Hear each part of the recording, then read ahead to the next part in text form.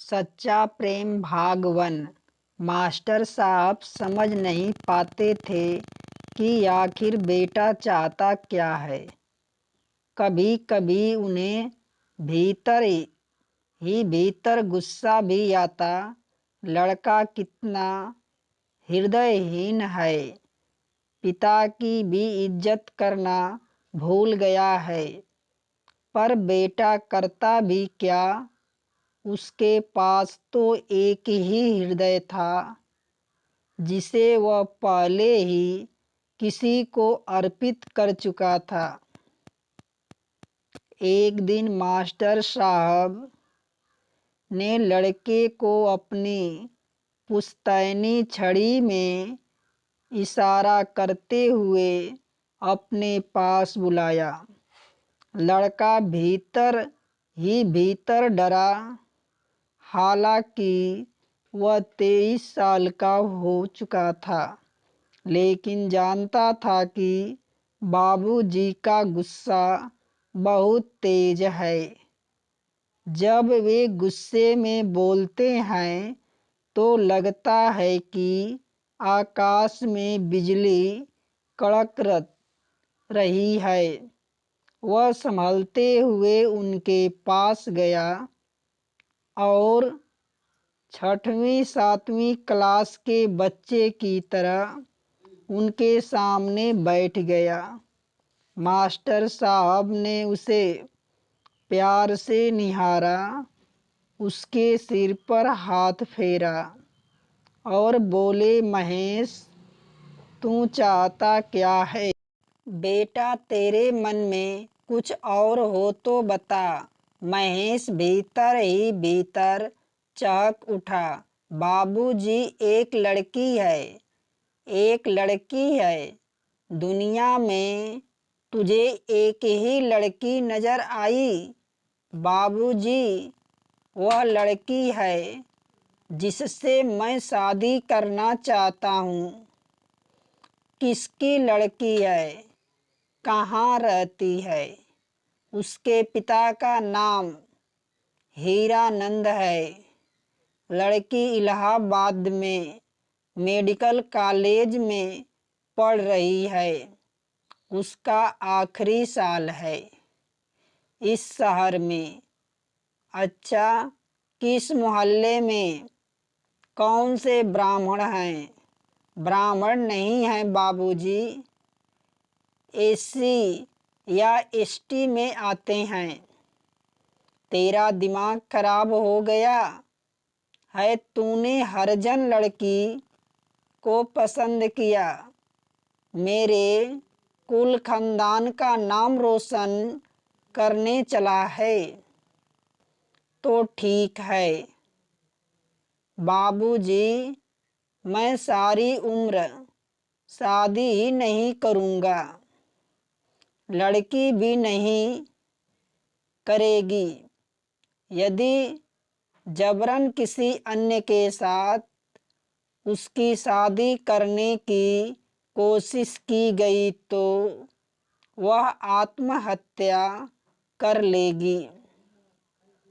वह न रही तो मैं भी जीवित रहकर क्या करूँगा? तू मुझे धमकी देना बंद कर। यह ब्राह्मण की संतान मर जाएगा, पर किसी हरिजन लड़की को अपनी बहू नहीं बनाएगा। यह नहीं हो सकता। जब तक अम्मा बाबूजी हैं, मैं इन्हें नहीं छोड़ सकती। मैं ऐसा कोई काम नहीं करूँगी जिससे अम्मा बाबूजी को किसी प्रकार का भी कष्ट पहुँचे। यही मुझे सिखाया गया है। मतलब तुम अम्मा बाबूजी के लिए मेरी भावनाओं का खून कर दोगी। तुम इसका जो भी अर्थ निकालो, मेरे लिए अम्मा बाबूजी पहले हैं, बाद में तुम। मास्टर दीनानाथ के एक ही लड़का था। बाकी 4 लड़कियां थीं, जिनका ब्याह करने में मास्टर साहब की कमर झुक गई थी, एड़ियां घिस गई थी। बेटा सभी बेटियों के बाद पैदा हुआ था। दरअसल मास्टर दीनानाथ ने बेटा पाने की लालसा में 4 बेटियों को जन्म दे दिया था। जैसे घर की माली हालत थी, उस हिसाब से काफ़ी लाड प्यार से पला था। बेटा बीएससी करने के बाद वह पीएमटी की कोचिंग ज्वाइन करने इलाहाबाद चला गया था। मास्टर साहब जितने घंटे स्कूल में पढ़ाते थे, उससे ज़्यादा समय वे ट्यूशन पढ़ाने में लगाते थे। बच्चों को पढ़ने का उन्हें बहुत शौक था। वे चाहते थे कि उनके बच्चे कम से कम ग्रेजुएट तो हो ही जाएं, और मास्टर साहब की यह मुराद भी पूरी हो गई। बेटे को छोड़कर उनकी सभी लड़कियां पोस्ट ग्रेजुएट हो गई। वे चाहते थे कि उनका बेटा एमएससी करके पीएचडी करे और किसी कॉलेज में अध्यापक की कुर्सी संभाले। लेकिन लड़के ने एमएससी करने से इनकार कर दिया। लाड प्यार में पले लड़के ने साफ कह दिया, बाबूजी, मैं 2-2 घंटे लैब में नहीं खड़ा रह सकता। इलाहाबाद में कोचिंग करते रहते हुए लड़का एक सरल लड़की के प्रेम में फंस गया। दोनों ने एक दूसरे के साथ मरने जीने की कस्में ले ली थी। शादी करेंगे तो एक दूसरे के साथ, नहीं तो सारी जिंदगी कुंवारे ही रहेंगे। सीपीएमटी में दोनों साथ साथ बैठे, पर मास्टर साहब का इकलौता बेटा, आँखों का तारा, 3 कोशिशों के बाद उसे सफलता नहीं हो सका, जबकि उसकी प्रेमिका पहले ही बार उसने सफल हो गई। उसने मेडिकल कॉलेज ज्वाइन कर लिया। मास्टर दीनानाथ का बेटा सड़क छाप मजनू की तरह आवारागर्दी करने लगा। मास्टर साहब उसके पीछे हमेशा पड़े रहते, जिसका नतीजा यह हुआ कि यह कंपटीशन की तैयारी करने लगा और बैंक में नौकरी पा गया। नौकरी करते उसे अभी 6 महीने ही बीते थे कि लड़कियों के पिता मास्टर साहब के खपरैले के मकान में पंक्तिबद्ध होने लगे। मास्टर साहब ने लड़की के पिता होने की पीड़ा बहुत भोगी थी। उस समय न जाने कितनी बार उन्हें प्यार का कड़वा घूंट पिया था, जब वे अपनी कन्याओं के लिए सुयोग्य वर की तलाश कर रहे थे। इसलिए मास्टर साहब विवाह के हर प्रस्ताव पर बड़ी सहानुभूतिपूर्वक विचार करते थे। समय के अनुरूप लड़के की राय जानते भी थे वे जरूर समझते थे। लड़का हर प्रस्ताव पर नाक भौं सिकुड़ाता। मास्टर साहब समझ नहीं पाते थे कि आखिर बेटा चाहता क्या है। कभी कभी उन्हें भीतर ही भीतर गुस्सा भी आता। लड़का इतना हृदयहीन है, पिता की भी इज्जत करना भूल गया है। पर बेटा करता भी क्या, उसके पास तो एक ही हृदय था जिसे वह पहले ही किसी को अर्पित कर चुका था। एक दिन मास्टर साहब ने लड़के को अपनी पुश्तैनी छड़ी में इशारा करते हुए अपने पास बुलाया। लड़का भीतर ही भीतर डरा। हालांकि वह 23 साल का हो चुका था, लेकिन जानता था कि पिता का गुस्सा बहुत तेज है। जब वे गुस्से में बोलते हैं तो लगता है कि आकाश में बिजली कड़क रही है। वह संभलते हुए उनके पास गया और छठी सातवीं क्लास के बच्चे की तरह उनके सामने बैठ गया। मास्टर साहब ने उसे प्यार से निहारा, उसके सर पर हाथ फेरा और बोले, महेश, तू चाहता क्या है बेटा? तेरे मन में कुछ और हो तो बता। महेश भीतर ही भीतर चहक उठा। बाबूजी, एक लड़की है, एक लड़की है। दुनिया में तुझे एक ही लड़की नजर आई। बाबूजी, वह लड़की है जिससे मैं शादी करना चाहता हूँ। किसकी लड़की है? कहाँ रहती है?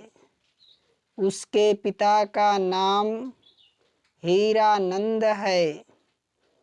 लड़की इलाहाबाद मेडिकल कॉलेज में पढ़ रही है। उसकी आखिरी साल है इस शहर में। अच्छा, किस मोहल्ले में कौन से ब्राह्मण है?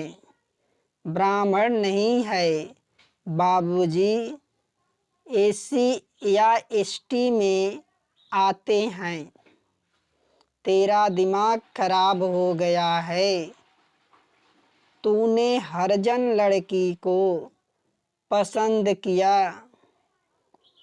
मेरे कुल खानदान का नाम रोशन करने चला है। तो ठीक है बाबूजी, मैं सारी उम्र शादी ही नहीं करूँगा, लड़की भी नहीं करेगी। यह जबरन किसी ने अन्य के साथ उसकी शादी कराने की कोशिश की गई तो वह आत्महत्या कर लेगी। वह न रही तो मैं जीवित रहकर क्या करूँगा?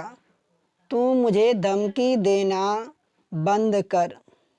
यह ब्राह्मण की संतान मर जाएगा पर किसी हरिजन लड़की को अपनी बहू नहीं बनाएगा।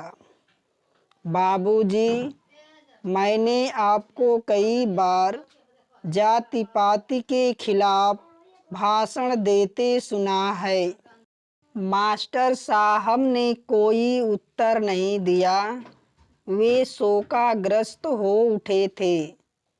करीब महीने भर से अधिक समय हो गया, लेकिन उस विषय पर कोई चर्चा नहीं हुई।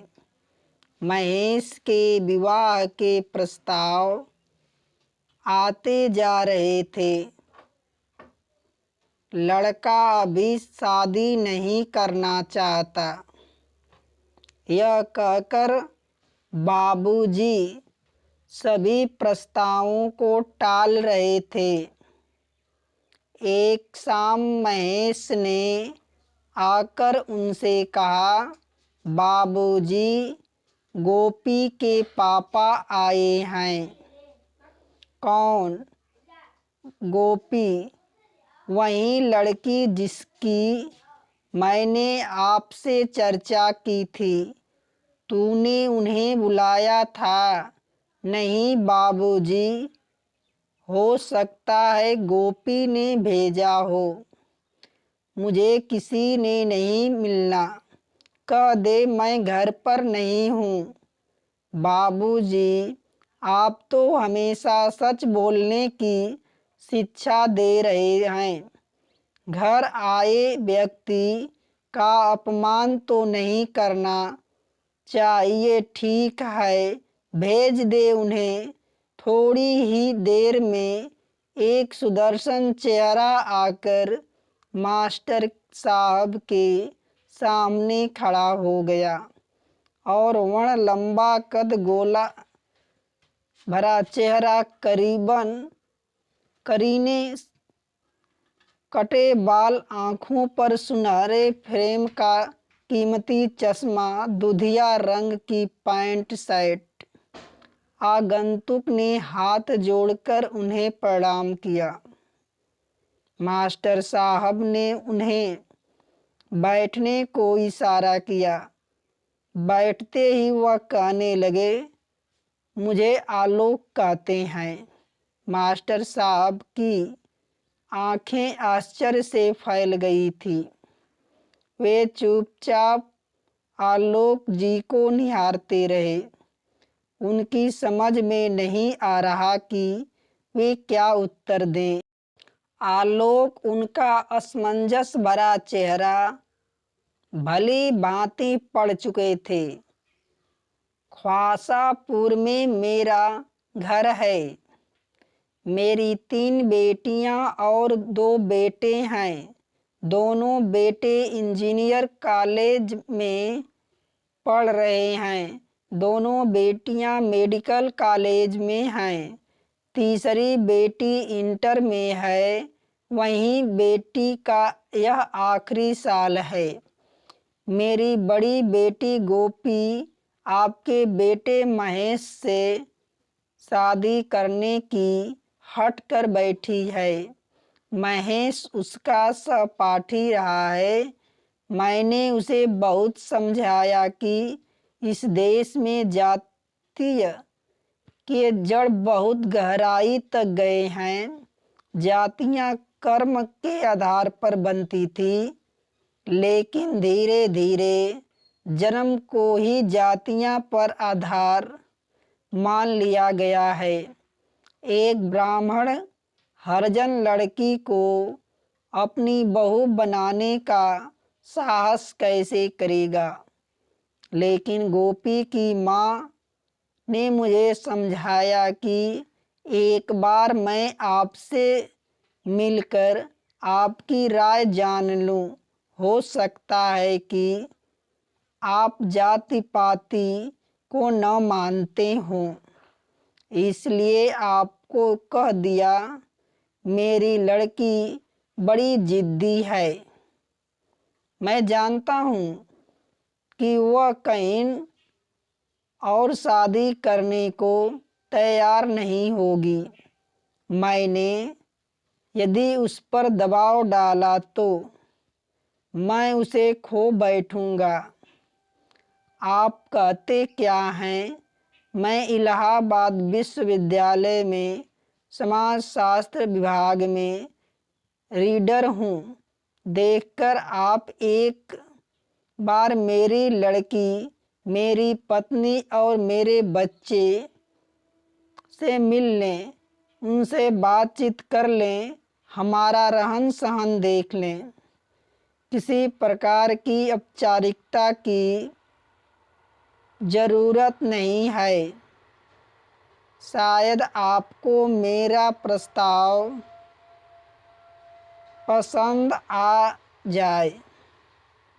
मगर मास्टर साहब अब भी कुछ नहीं बोले सके। उन्हें लगा कि जैसे आगंतुक ने उन्हें सम्मोहित कर लिया हो। अचानक उनके मुख से स्वतः फूट पड़ा, कब आएं? अभी चलिए, अपनी मिसेज को भी ले लीजिए। मैं आप लोगों को घर छोड़ आऊँगा। ठीक है। और मास्टर साहब सब पत्नी तैयार हो गए। वहाँ से लौटकर आए तो उनका सम्मोहन और गहरा गया था।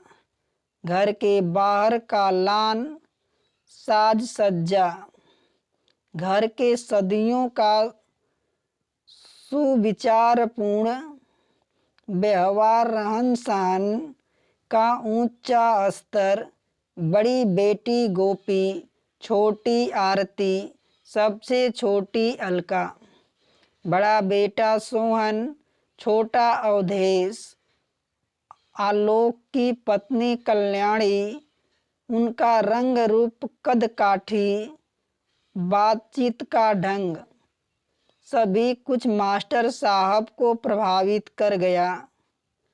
उनके मुख से स्वतः ही निकल पड़ा, नहीं नहीं, ये हरिजन नहीं हो सकते, न जन्म से न कर्म से।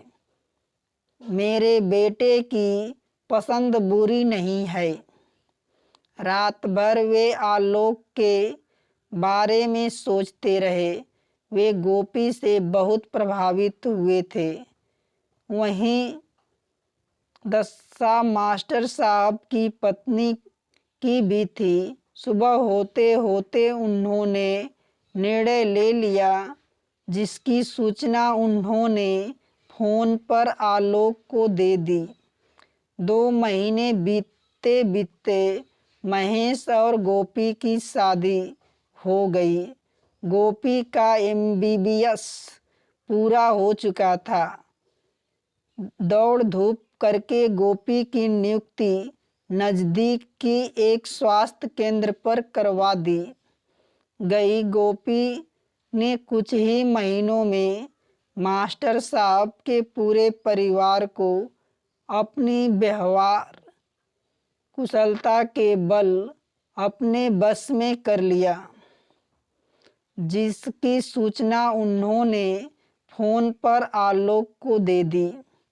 2 महीने बीतते बीतते महेश और गोपी की शादी हो गई। गोपी का MBBS पूरा हो चुका था। दौड़ धूप करके गोपी की नियुक्ति नज़दीकी एक स्वास्थ्य केंद्र पर करवा दी गई। गोपी ने कुछ ही महीनों में मास्टर साहब के पूरे परिवार को अपनी व्यवहार कुशलता के बल पर अपने बस में कर लिया। महेश राजसी प्रवृत्ति का व्यक्ति था। उसे अपने घर का खान पान अब पसंद नहीं आ रहा था। धीरे धीरे उनका ध्यान चिकन मीट, बिरयानी, कबाब, कीमा मछली, आमलेट आदि की ओर तेजी से जाने लगा था। मास्टर साहब का खपरेला वाला चिर पुरातन मकान अब महेश को अपने स्तर के प्रतिकूल लगने लगा था। गोपी उन्हें समझाती, रुपये एकत्रित होने दो, फिर ज़मीन लेकर कहीं ढंग का मकान बनवा लेंगे। पर अम्मा बाबूजी भी तो साथ होंगे। क्यों, वे कहाँ जाएंगे? वे तो रहेंगे ही। और मुझे ये साग पात अच्छा नहीं लगता। मुझे मांसाहारी भोजन चाहिए गला तर करने के लिए। अंग्रेजी शराब और साकी बनी मेरे सामने खड़ी हुई। यह तभी संभव होगा जब हम अपना अलग मकान लेकर रहें। यह नहीं हो सकता। जब तक अम्मा बाबूजी हैं, मैं इन्हें नहीं छोड़ सकती। मैं ऐसा कोई काम नहीं करूँगी जिससे अम्मा बाबूजी को किसी प्रकार का भी कष्ट पहुँचे। यही मुझे सिखाया गया है। मतलब तुम अम्मा बाबूजी के लिए मेरी भावनाओं का खून कर दोगी। तुम इसका जो भी अर्थ निकालो, मेरे लिए अम्मा बाबूजी पहले हैं, बाद में तुम। यह तुम्हारा प्रेम है। तुम प्रेम की गलत परिभाषा दे रहे हो। यह तुम्हारा प्रेम है। तुम प्रेम की गलत परिभाषा दे रहे हो। प्रेम संकुचित नहीं होता। सच्चा प्रेम जोड़ता है, तोड़ता नहीं। यह कहकर गोपी रसोई घर में जाने के लिए अपने कमरे से निकली तो सामने मास्टर साहब को खड़ा देखा तो वो ठिठक गई। मास्टर साहब ने आगे बढ़कर उसके सिर पर हाथ रखा और कहने लगे, बेटी सचमुच तुम बड़े घर की लड़की हो। तुम्हारे सामने मेरा ही खून छोटा हो गया। हमारा चिर पुरातन बड़े होने का गर्व आज खंड खंड होकर बिखर गया। सुखी रहो बेटी। महेश हमेशा तुम्हारे अनुकूल रहे। कहते कहते मास्टर साहब का गला भर गया। उसके बाद और कुछ नहीं कह सके। वे बाहर बैठक में जाने लगे। आगे बढ़ते ही थे कि गोपी उन्हें रोकते हुए कहा, बाबूजी, आपने मुझे इतना आशीर्वाद दिया, बदले में मुझे अपनी चरण रज तो ले लेने दो। मास्टर साहब के बढ़ते कदम रुक गए।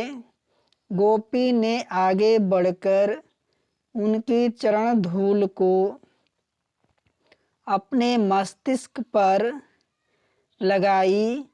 मास्टर साहब कुछ सोचते हुए अपनी जगह पर खड़े रह गए। दोस्तों, कहानी अच्छी लगे तो लाइक, शेयर, सब्सक्राइब अवश्य करना।